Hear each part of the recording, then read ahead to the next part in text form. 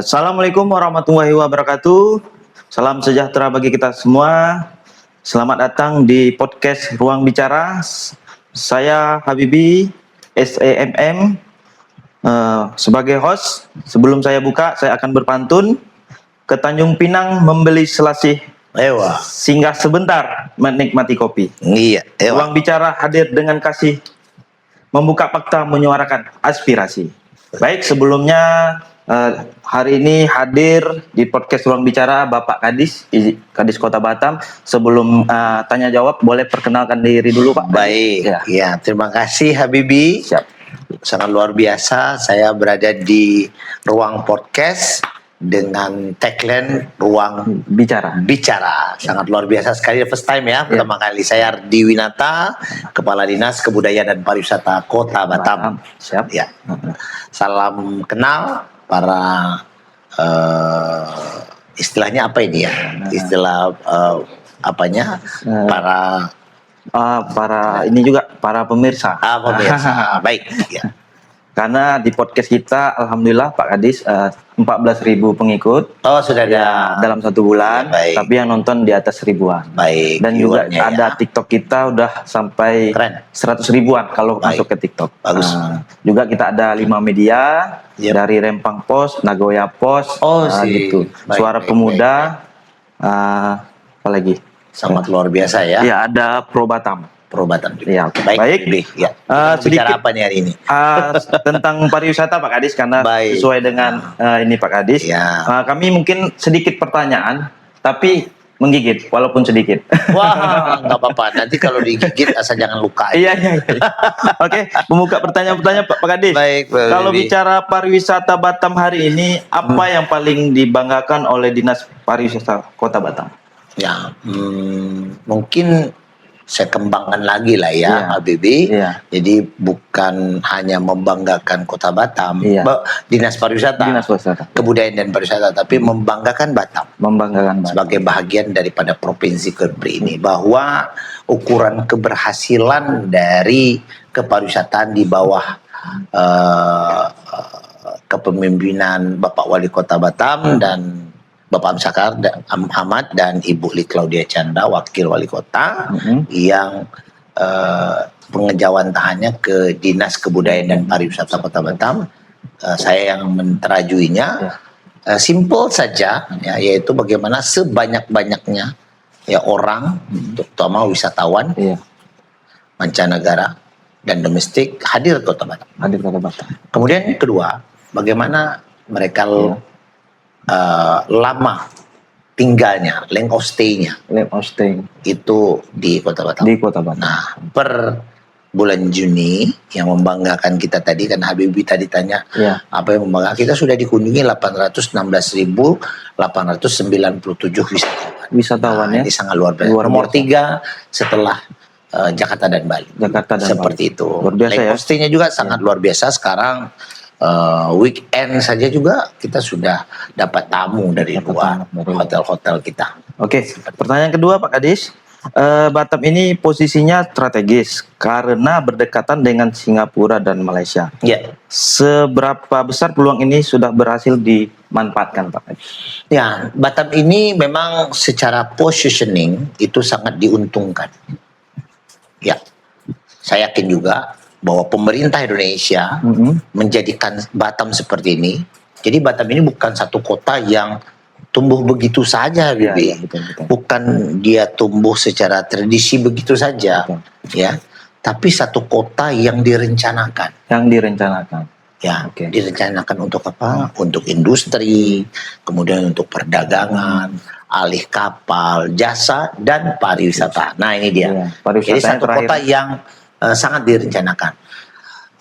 Pasti ya pemerintah Indonesia menjadikan itu ada keuntungan secara ekonomi. Ya, secara ekonomi apa? Positioning kita berdekatan dengan negara tetangga kita Singapura dan Johor Bahru, Malaysia. So pasti ini sangat menguntungkan, sangat menguntungkan. Itu dia. Sehingga kebijakan pemerintah pusat, daerah, dan provinsi itu banyak sekali digelontorkan ke Kota Ke Batam. Kota Batam ya. Ya, sebagai kota yang saya sebutkan tadi, industrial, kapal, perdagangan jasa dan pariwisata. Iya, betul. Ini terbukti dari pertumbuhan ekonomi itu kita di atas pertumbuhan ekonomi nasional. Baik. Baik. Ya. Apa yang membuat wisatawan harus memilih Kota Batam? Nah, ini yang pertanyaan menarik nih, Iya. Habibie. Karena tadi Ya. kan nomor 3 kan? Iya, pertanyaan Dari menarik. Jakarta Kita dan berbeda Bali. ya. Iya. Sebenarnya setiap negara, setiap daerah destinasi pariwisata itu mereka berbeda-beda. Nah, existing Batam ini sangat juga menguntungkan di samping positioning tadi. Iya. Bahwa wisatawan datang ke Batam itu tujuannya bermacam-macam. Kita pernah mengklasterkan, mengkelompokkan, itu ada 10. Ada 10. Mereka di sini mau mencari kuliner, Iya. kuliner yang apa? Yang fresh, yang sekali mati, ikannya langsung dari Laut. air Tawar, laut ya kan? atau apa gitu, Iya, ya, betul. kelong ya, Mm-mm. itu langsung goreng. Iya. Udangnya juga. Kemudian ditambah lagi kuliner-kuliner Nusantara juga ada di Batam. Semua lengkap ya? Bermacam-macam soto ada, Bibi. Iya, Soto Padang, soto Banjar, soto Wali. Iya. Bermacam-macam ya, Iya, soto Betawi ya, soto Medan, itu semua ada Di ya, Kota Batam di Kota ini. Batam. Iya. Di samping itu kuliner-kuliner lokal ya yang juga sangat luar biasa, mie lendir, mie tarempa, terus ada luti gendang, roti kirai, roti jala, itu semua dicari oleh wisatawan kuliner. Kedua, sport tourism. Nah, yang luar biasa. Iya. Ya, di samping badminton, sepeda, kemarin kita melaksanakan bersama-sama ya dengan induk organisasi FIBA, itu Batam Challenge ya, 3-on-3 basket. Nah, kemudian nanti run, kita sebentar lagi tanggal 20 September itu ada Batam 10K. Oh, 10. Ya, insya Allah Bapak Arya Bima dari Wakil Menteri Dalam Negeri akan ikut lari ya. Iya. Nanti di Kota Batam tanggal 20 September nih, yang mau gabung masih 20 terbuka. September ya. Iya, ini masih buka pendaftarannya. Oke. Kemudian juga ada nanti si Eagle Boat ya, yang sport lah, golfnya. Itu berarti run 10K itu Pak Kadis izin, apakah mengundang dari luar? Oh, kita buka pendaftaran. Buka Open. pendaftaran. Nah, jadi dari luar sudah banyak yang Sudah banyak yang daftar. daftar. Oke. Ya, karena ini ujian yang sudah keberapa kalinya. Mm-mm. Kemudian juga MICE-nya, Meeting Incentive Convention Exhibition. Jadi kota-kota pertemuan bisnis, pemerintahan, government juga dilaksanakan di Batam. Di samping juga shoppingnya, ya belanja, kemudian religinya, Masjid Sultan, Masjid Tanja, kemudian Masjid Raya, kita juga sangat luar, ada Lalita Temple untuk India, Hindu India, betul. Kemudian Vihara Maitreya, Vihara Duta Maitreya juga ada. Jadi wisata religi juga berkembang. Nah, ini dia. Jadi ada 10, ada agrowisatanya, heritage-nya, culture-nya, ya, semua kebudayaan di Batam tuh ada. Nah, sebentar lagi miniaturnya Indonesia ada di Batam ya. Sebentar lagi Bapak Wali Kota Batam kita, Pak Hamzah Karamat, sudah mendeklar kita punya Taman Budaya Batam. Oh, sebentar lagi ya, Pak. Namanya Nyat Kadir, Gedung X, Gedung Beringin. Jadi semua alasan atau tujuan-tujuan wisata tadi membuat wisatawan ke Batam itu banyak pilihan gitu ya. Banyak pilihan. Nah, sehingga kalau lihat volume jumlahnya yang saya sebutkan tadi, per bulan Juni sudah 816.897 wisatawan yang ke Batam. 800 ribuan. Oke, mungkin untuk capaian dan tantangan. Pemerintah tentunya punya target nih Pak Kadis, kunjungan wisatawan. Sejauh ini apakah capaian pariwisata Batam sudah sesuai harapan? Wah, sangat luar biasa dia. Kita memang bestnya itu di tahun 2019. Itu hampir 2 juta, 1,9. Tapi setelah itu COVID terus melandai, terus turun, tapi kita tetap dapat wisatawannya walaupun hanya ratusan. Berarti yang paling tingkat kunjungan besar di tahun 2019. Terus naik ya. Terus naik dan tren setiap pasca COVID itu terus naik. Dari tahun 2022, 2023, 2024 terus naik itu. Kalau dibandingkan bulan per bulan di tahun yang beda. Jadi kalau bandingkan wisatawan itu year to year. ya, tahun ke tahun, bukan bulan ke bulan ya, tapi di bulan yang sama. Nah ini dia tren kita di tahun 2026 ini dibandingkan dengan bulan di tahun 2025 itu terus naik. Terus meningkat itu. ya. Makanya saya sebutkan tadi 816.897 itu hadir di Batam. Seperti itu. Oke, Pak Kadis. Dengan target 1,7. Tahun kemarin kita over target. Akhirnya dari 1,5 kita dapat 1,6. 1,6. Dan kita optimis tahun ini 1,7 ya, akan 1,7. Akan juga dilampaui. Berarti tahun 2019 1,9. 2027 kita 2026 dulu deh. 2006. Nah, itu karena COVID. Terus naik ya. Ya, tapi sekarang naik terus ya. Terus. Oke, baik. Oke, pertanyaan berikutnya Pak Kadis. Kalau jumlah wisatawan meningkat, apakah lama tinggal dan belanja di Batam? Baik, ya meningkat sama. Dia ikutan itu. Barengan lah ya. Iya. Ya otomatis. Lama tinggal itu pertama tergantung public holiday juga. Oke. Kemudian nyaman, artinya begini. Sabta pesona dari mulai aman, tertib, bersih, indah, sejuk, ramah dan kenangan itu ada di Batam. Sehingga mereka pengen berlama-lama di Batam. Ataupun paling tidak mereka sepulang dulu nanti balik lagi. Nah, seperti itu. Gitu. Jadi kenapa hal itu bisa terjadi? Pilihan banyak tadi ya. Pilihan banyak, kemudian masyarakat Batam juga sangat ramah, betul. Ya, sopan santunnya ada. Jadi ini bukan mengada-ngada ya, saya sendiri coba bicara dengan wisatawan. Kita mudah memberikan informasi, menunjukkan jalan, menunjukkan tempat. Ya ini dia. Di samping itu amenities kita juga suka luar biasa, seperti alat transportasi air kita. Iya betul. Ya, ferry-ferrynya itu sangat luar biasa ya. Kita terima kasih lah kepada pelaku pariwisata menginvest hal ini. Di samping destinasi kita juga banyak pilihan. Ya apa saja sudah ada. Kalau kita ke Bengkong sekarang sudah ada beach club, nggak perlu jauh-jauh ke Bali. Sudah ada itu. Sudah suasana Balinya udah dapat. Gitu ya. Ya betul. Kita ke Blue Fire, kita bisa lihat bagaimana pinknya sepasir yang berwarna pink.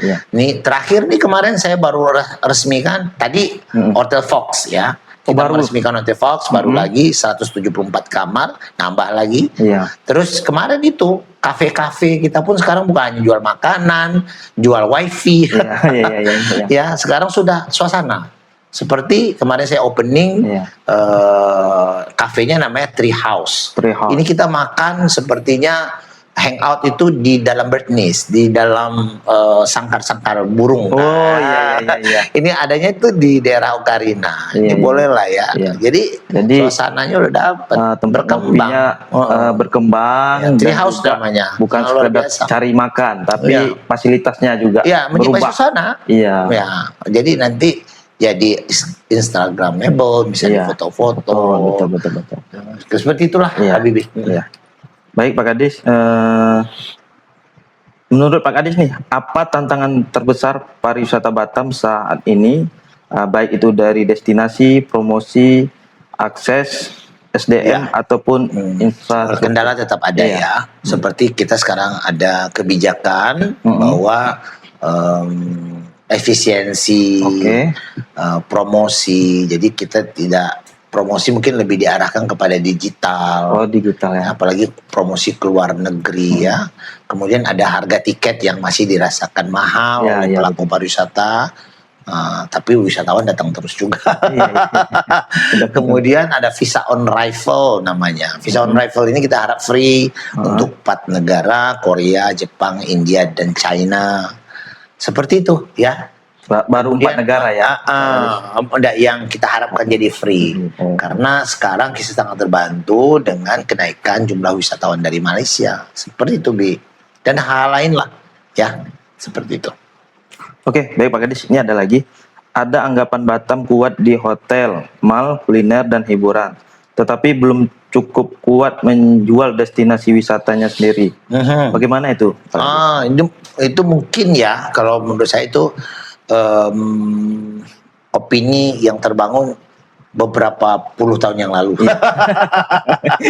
Puluh tahun yang lalu ya.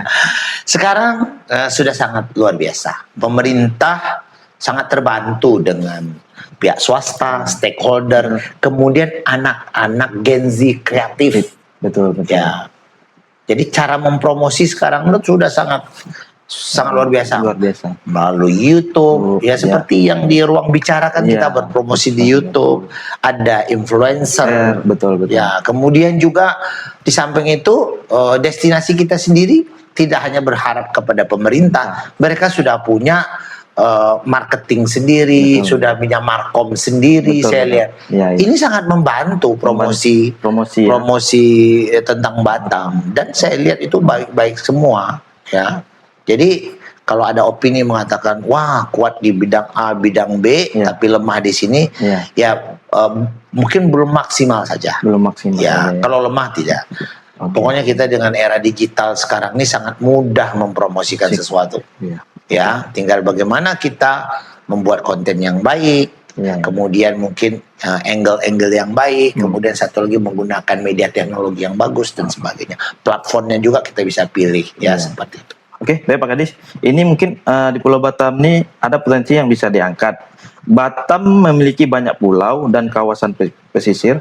Apakah wisata bahari akan menjadi salah satu fokus utama pengembangan pariwisata Kota Batam ke depan? Seperti saya bilang tadi, Habibie, bahwa ada 10, salah satu bahari. Ya, marine tadi. Mungkin saya belum detailkan satu-satu ya. Dari mulai kuliner, culture, kemudian eco agrowisata, sport tourism, shopping, kemudian marine tadi, kemudian heritage, terus CBT. CBT itu community based tourism, bisa menjual mangrove, seperti itu, tepi-tepi pantai itu.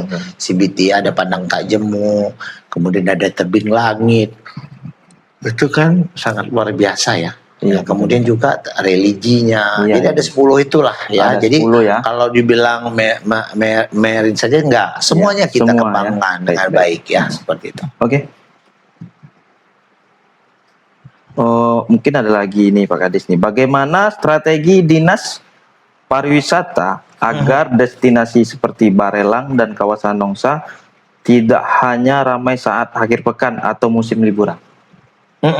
Bagaimana itu? Maksudnya Barelang sama Nongsa akhir pekan saja, gitu. Ini makanya saya bilang tadi, best pilihannya banyak gitu. Jadi kalau mungkin di daerah lain hanya fokus di satu. Kalau kita itu 10 tadi. 10. Jadi Barelang dan Nongsa ini merupakan salah satu pilihan. Betul. Ya. Jadi kalau ditanya bagaimana strateginya, balik kita berpromosi lah. Kemudian juga kita membenahi. Seperti di Barelang, jembatan 1 ya. Kalau kita bilang sini jembatan Barelang, itu di kiri kanannya akan dibangun untuk kalau kita bilang tourism mesh juga lah ya, seperti theme park dan sebagainya, karena sudah kita kerjasamakan dengan swasta selama 30 tahun. Ini strategi nih salah satu ya. Kemudian di Nongsa kita juga berencana mungkin di sana membuat kampung madani, karena di sini belum masif kita homestay-nya.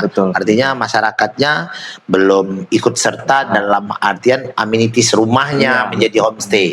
Ini kita sudah ada pembinaan, kita berharap nanti di daerah Nongsa tersebut selain pantai, culture-nya juga yang bagus, ini bisa kita jadikan homestay nanti dalam konsep kampung madani. Kampung madani ya. Oke. Baik. Apakah Batam sedang diarahkan menjadi destinasi MICE, wisata bahari, olahraga atau wisata keluarga? Ya tadi saya bilang 10, balik lagi ya. Karena lengkap tadi ya. Lengkap sudah ya. Termasuk MICE jadi, Meeting Center, Convention Exhibition. Ini kota-kota pertemuan lah. Indikatornya hotel kita hampir 273 hotel itu menyediakan ballroom yang bagus, yang baik. Shopping mall kita juga ada 11 juga punya atrium-atrium yang siap digunakan untuk pertunjukan, expo-expo seperti itu. Oke. Ini terkait hiburan dan ekonomi. Ini yang pertanyaan sedikit tadi yang tapi agak menggigit nih Pak Kadis. Tempat hiburan malam merupakan salah satu bagian dari aktivitas ekonomi Batam. Bagaimana posisi sektor hiburan malam dalam ekosistem pariwisata Batam? Wah, kita sangat berterima kasih ya. Karena dari tempat hiburan itu ada retribusi. Ada pajak. Ada pajak dan retribusi yang dipungut oleh Dinas Pendapatan ya. namanya hiburan, ya, pajak hiburan. Hmm. Nah, ini tentu kita berharap tumbuh dengan baik, dalam artian menjaga ketentuan-ketentuan yang berlaku dalam operasionalnya, karena sudah ada aturan-aturan yang berlaku. Kalaupun ada isu-isu bukan isu, malah mungkin kejadian di luar, ya ada regulasinya untuk mengatur itu. Kita tidak bisa menggeneralkan, tetapi kalau ada dalam pelaksanaan kegiatan itu, kita punya toolsnya, yaitu regulasi yang ditegakkan bersama-sama.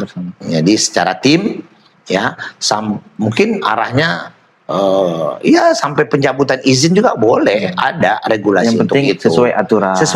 Sesuai regulasi. Kalau kontribusi sangat positif dari pajak hiburan tersebut, seperti itu. Oke, bagaimana pemerintah menjaga keseimbangan antara pertumbuhan ekonomi, pariwisata dengan ketertiban dan kepentingan masyarakat, Pak Kadis? Ya, gimana? Bagaimana pemerintah menjaga keseimbangan pertumbuhan ekonomi, ketertiban serta kepentingan masyarakat? Benar, ya. Kita kan selalu Wali Kota Batam, Bapak Syakar Ahmad, Ibu Li Claudia menghimbau masyarakat kita, ayo kita jaga kebersamaan, kita jaga kekompakan. Kemudian organisasi-organisasi yang menaungi juga banyak, ada RKWB, kemudian juga ada forum kerukunan umat beragama, kita punya lembaga adat Melayu yang memayungi semua budaya-budaya yang ada di Batam, se-Indonesia kan, seperti itu. Ini adalah cara-cara kita, ya. Kemudian selalu melaksanakan rapat-rapat, pertemuan, event-event bersama. Seperti kemarin kita pawai budaya. Ini adalah perkat semua, ya, perkat semua. Nah, karena keamanan, ketertiban itu memang menjadi suatu syarat untuk sebagai kota pariwisata. Oke, baik, untuk peluang Singapura dan Malaysia. Wisatawan Singapura dan Malaysia merupakan pasar potensial. Apa strategi Batam agar mereka tidak hanya datang untuk belanja, tetapi juga menikmati destinasi wisata Batam? Oh iya, ini sebenarnya sudah berlangsung, ya. Jadi mereka datang ke Batam karena sangat masif itu Singapura dan Malaysia. Balik lagi tetap 10. 10 tadi. 10 sebabnya, karena wisatawan Malaysia dan Singapura sama mereka mau cari kulinernya, mau main golfnya, atau bermain pedal, badminton dan sebagainya. Juga mereka ingin melihatkan kebudayaan dan semuanya. Jadi kalau market kita Singapura dan Malaysia itu di samping dekat, ya, salah satu apa yang mereka inginkan, needs-nya itu ada di Batam. Macam Malaysia, mereka mau kuliner rendang, berapa banyak itu rumah-rumah makan Padang. Seperti itu, ya. Mereka suka bermain golf. Kita punya padang-padang golf yang lebih kurang 7 ya yang tersedia untuk bisa mereka lakukan, ya, golf course-nya seperti itu. Jadi apa yang mereka inginkan itu sudah ada, termasuk kuliner, shopping, tadi itu MICE juga. Nah, kemarin saja kita mengikuti Mata Fair. Mata Fair ini travel mart-nya yang diadakan oleh Persatuan Travel di Johor Bahru, di Malaysia. Nah, kita bergabung dengan konjen kita yang ada di sana, konsulat jenderal kita di Johor Bahru. Seperti itu. Mereka sangat menjual sekali, ya, menjual Batam sekali. Oke, kalau harus bersaing dengan Singapura dalam menarik wisatawan, apa keunggulan Batam yang bisa kita jual? Dari dulu ya, kita bukan bersaing, ya, tapi bersinergi. Ya, bersinergi, kemudian saling berbagi, ya, karena market dari kita itu Singapura, Malaysia, ya, artinya kita bersinergi, dan market mereka juga mungkin salah satunya dari kita. Indonesia. Jadi begitu, take and give-nya tetap ada. Jadi kita menganggap Singapura dengan Malaysia itu bukan pesaing, malah satu kekuatan. Banyak yang mau ke Batam, setelah 2 hari di Batam mau nyebrang ke Singapura. Nah, cuma kita bilang, ya, jangan belanja di sana, mungkin kursnya lebih mahal, ya. Belanjanya di sini, karena apa barang yang ada di Singapura juga ada di Batam. Nah, seperti itu trik-trik kita aja, saya. Mungkin mereka hanya one day trip, balik lagi dan stay di Batam. Oke, baik Pak Kadis. Tadi kan ada 10 tuh Pak Kadis. Dari seluruh program yang sudah dilakukan, program apa yang menurut Pak Kadis paling berhasil, paling memberikan dampak bagi pariwisata Batam? Ya, balik lagi nih, semua memberikan dampak. Semua ya? Karena kait mengait. Kait mengait. Begini. Iya. MICE, Meeting Incentive Convention Exhibition. Mereka mengadakan MICE, mengadakan meeting di sini. After meetingnya, mereka mau cari spa, kemudian mau bermain golf, mau belanja, mau makan. Jadi saling tarik-tarikan, saling menguatkan di antara 10 yang saya sebutkan tadi. Baik. Apa inovasi baru yang sedang disiapkan oleh Dinas Pariwisata yang belum banyak diketahui oleh pemirsa? Kalaupun ini dianggap inovasi, ada 2 lah ya. Kemarin kita mendirikan museum. Ya, kita sudah punya Museum Batam Raja Lagi. Sekarang kita mengkerjasamakan Dendang Melayu, Jembatan 1, karena bagaimana aset itu bekerja untuk pemerintah. Mungkin banyak yang aset-aset pemerintah yang kerja, biaya perawatan lah, inilah gitu. Kita sekarang bagaimana mereka menghasilkan PAD, dan jadi Dendang Melayu sudah mendapatkan PAD, sudah oke. Kemudian kita mewujudkan 15 program prioritas wali kota, menyediakan tempat seni dan budaya bagi paguyuban. Ini kita merenovasi ya, membangun taman budaya Batam. Ini nggak banyak loh taman budaya yang ada di Indonesia. Taman Budaya Batam Nyat Kadir X Gedung Beringin. Itu yang akan dibangun ya ke depan ya Pak Kadis. Baik.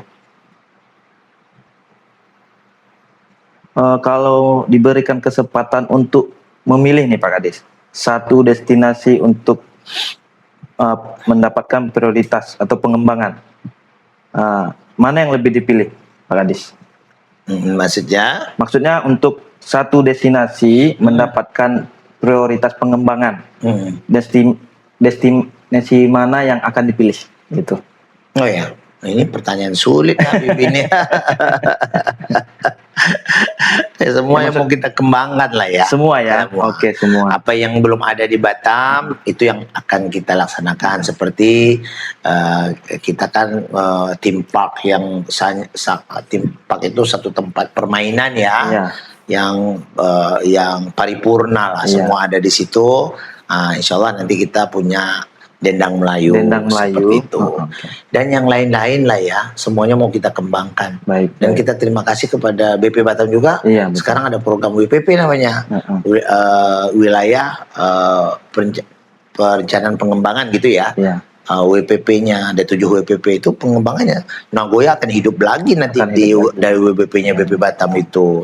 Daerah lain juga begitu. Dan kemudian sangat luar biasa juga pemerintah Kota Batam juga melalui Bapak Amsak Armada Buli Claudia, kita punya RDTR,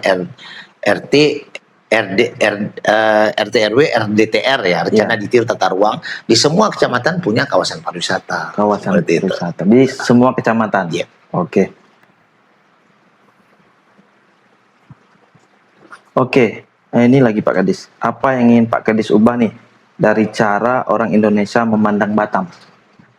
Cara orang Indonesia memandang Batam maksudnya? Ya, contohnya kan sebelum-sebelumnya HP murah, Batam orang lihat mau cari HP di Batam. Udah terjawab juga tadi tuh, Bi ya. Saya bilang bahwa sekarang 10 gitu ya. Mereka memandang Batam itu sekarang bukan itu, malah ya, ini mohon maaf. Malaysia dulu, mereka datang itu cuma bermain golf. Artinya ya cukup yang cowok aja ya, mungkin bapak-bapaknya aja datang. Tapi sekarang cara memandangnya orang Malaysia ke Batam itu enggak. Sudah mereka mau makan, mau belanja, mau nikmati mungkin Blue Fire, mau hotelnya bagus loh, mau ke tree house yang sebut tadi. Jadi brings company, membawa family sekarang. Masjid-masjidnya bagus loh. Karena misalnya kan rata-rata Muslim kan. Wah, kita mau lihat Masjid Sultan, masjid ini. Jadi cara merubahnya itu dunianya kita berbuat gitu. Kebijakan pemerintah itu berpihak kepada pariwisata, automatically. Automatically. Jalan kita lihat begitu lebarnya, diposting oleh Instagram influencer. Udah itu merubah image. Seperti itu. Oke, Pak Kadis. Mungkin pertanyaan kesimpulan atau penutup Pak Kadis tentang di podcast ini, Dinas Pariwisata ini ke depannya seperti apa? Baik ya, mungkin lebih kepada himbauan ya. Paling himbauan paling penting ini memasuki hari ulang tahun Republik Indonesia ke-81. Iya, Jadi semua hotel-hotel, restoran, tempat hiburan, termasuk juga ruang bicara ini iya. udah ada bendera-bendera ya. Iya, Pak Kadis. Ayo kita pasang, kita hiasi, kita ramaikan semua amenities kita, kalau namanya amenities ya, dengan ornamen-ornamen kemerdekaan, merah putih, ambarawa dan macam-macam ya. Ya, itu yang pertama, oke ya. Karena kita bangga sebagai bangsa Indonesia. Yang kedua, yang berhubungan dengan pariwisata. Ayo masyarakat Batam adalah kota pariwisata, kita jaga yang namanya tadi Sabta Pesona. Kita laksanakan amannya, tertibnya, bersihnya, sejuknya, ramahnya, kemudian dan terakhir kenangannya. Bersihnya juga jangan lupa. Nah ini dia. Kemudian jangan buang sampah sembarangan, buanglah pada tempatnya. Seperti itu. Jadi